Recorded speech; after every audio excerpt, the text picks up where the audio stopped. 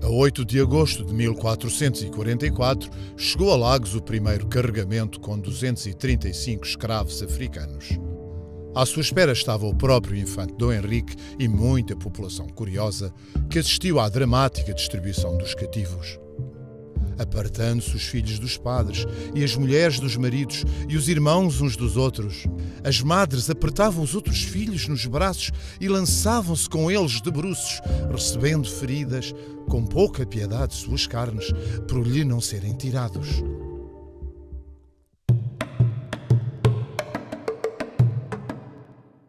Escravos em Portugal e na Europa existiram mesmo ainda antes da expansão marítima portuguesa, mas foi com os contactos intensivos dos portugueses na África subsaariana e depois no Oriente que o número dos escravos em Portugal aumentou consideravelmente.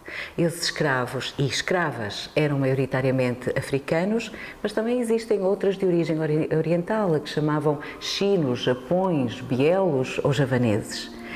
A presença desses escravos em Portugal distribui-se por todo o reino e concentrava-se essencialmente em portos de mar, o que se compreende pelas navegações e pelo comércio.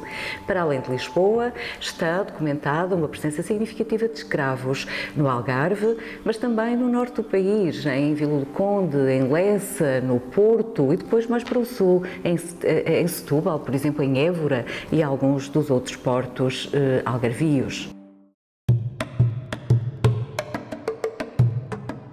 Se me perguntam quem são os principais beneficiários, isto é, quem teve mais lucro com o tráfico de escravos, enquanto foi legal, tanto desde os meados do século XV até o princípio, portanto, do século XIX, como eu estava a dizer, portanto, o principal beneficiário é o Estado.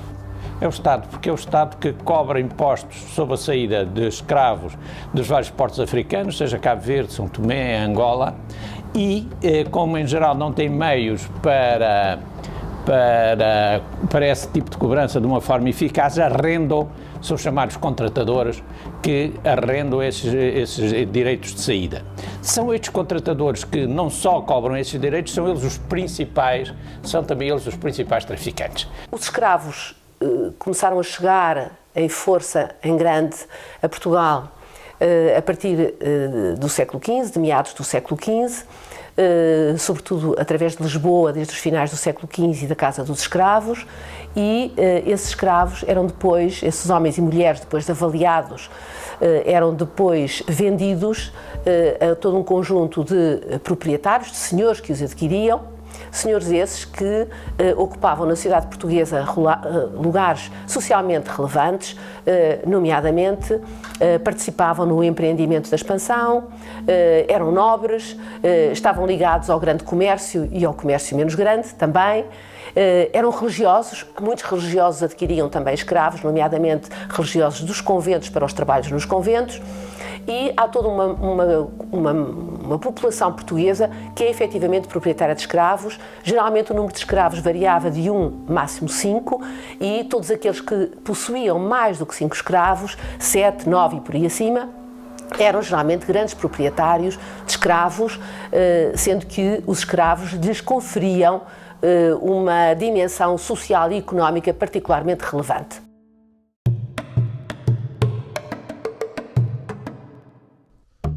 Os escravos que chegavam e ficavam em Portugal eram ocupados em quase todos os setores económicos. Quer na cidade, quer no campo, desempenhavam sempre tarefas consideradas vis ou que requeriam maior esforço físico. Nos campos, juntamente com outros criados, trabalhavam nas diversas atividades agropecuárias. Nos rios e no mar, desempenhavam as funções de barqueiros, pescadores e até várias tarefas a bordo das embarcações envolvidas no comércio ultramarino. E nas cidades, como era a vida dos escravos? Estes escravos eram ocupados, digamos assim, em todo um conjunto de tarefas domésticas nas casas dos senhores, mas desempenhavam também inúmeras atividades de natureza económica e social em proveito, geralmente, dos senhores. Desde o comércio a que eram afetadas, sobretudo as mulheres, muitas mulheres vendiam de porta a porta e tinham até clientes fixos, até um conjunto de outras atividades, sobretudo desempenhadas por homens, como as atividades das oficinas, dos ofícios, dos cais, do carregamento e descarregamento das mercadorias, todas as atividades mais pesadas. Os escravos participavam também nas tarefas relacionadas com a navegação, com os barcos, com o tratamento dos barcos, com a pesca. Homens, particularmente, havia essa divisão sexual do trabalho, homens em particular, para além de desempenharem também homens e mulheres um papel relevante no que diz respeito à manutenção urbana. Tarefas relacionadas com a água, portanto um bem essencial, distribuição da água, também tarefas de limpeza da cidade, de limpeza dos dejetos da cidade e tudo aquilo que tinha a ver com o equilíbrio, digamos assim, urbano.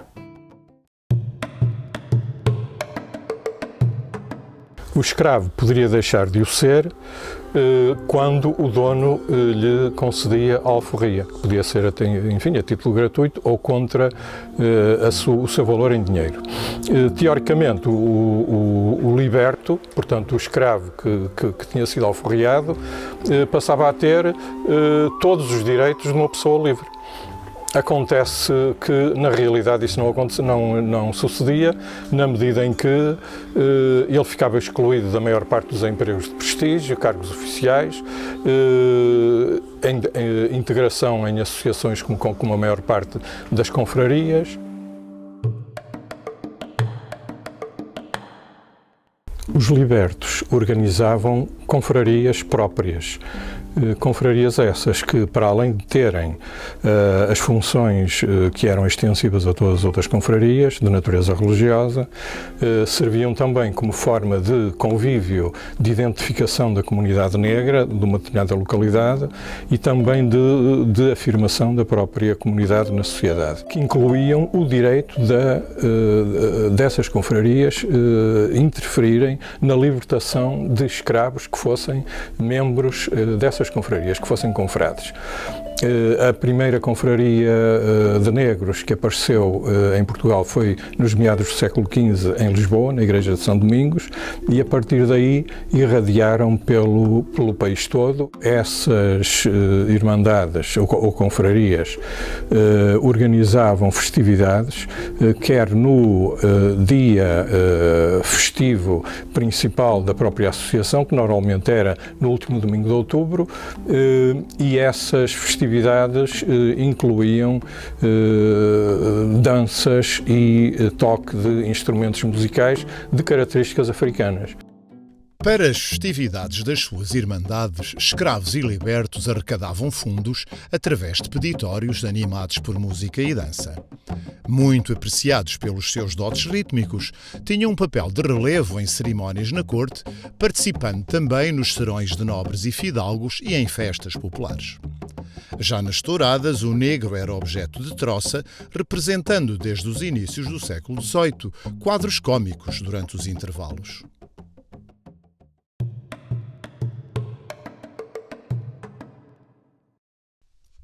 A maioria das marcas não são visíveis, mas elas existem.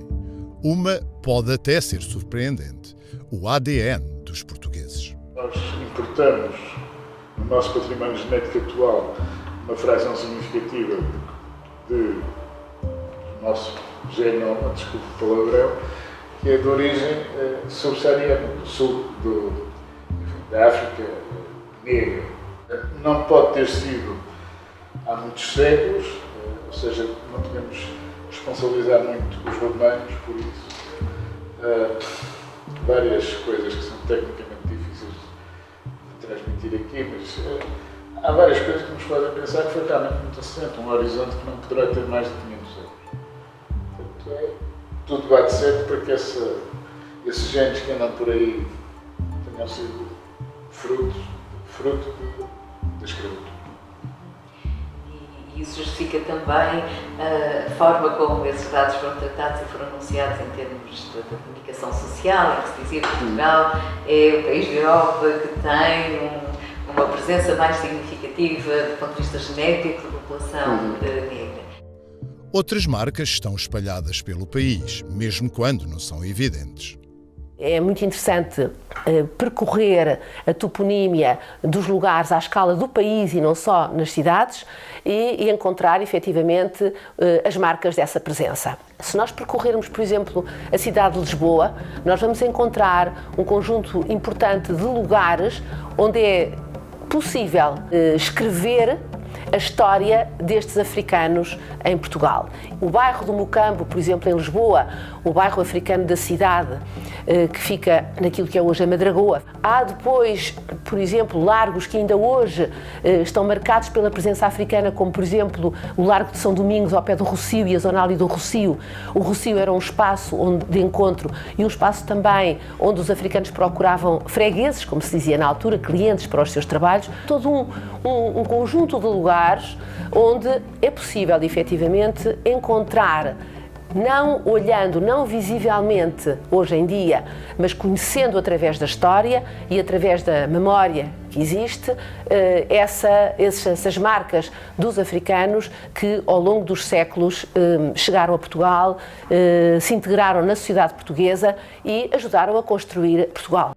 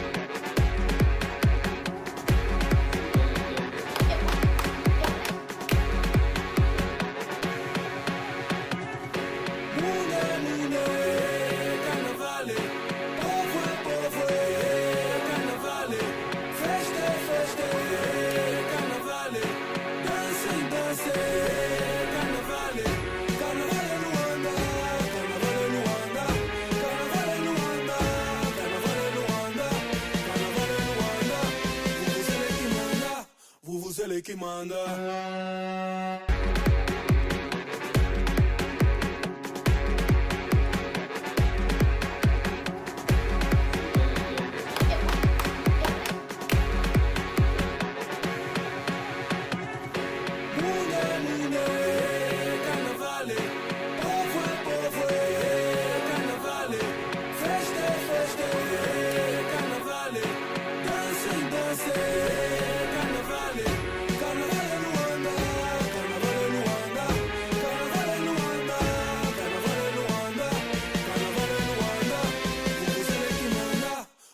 Ele que manda.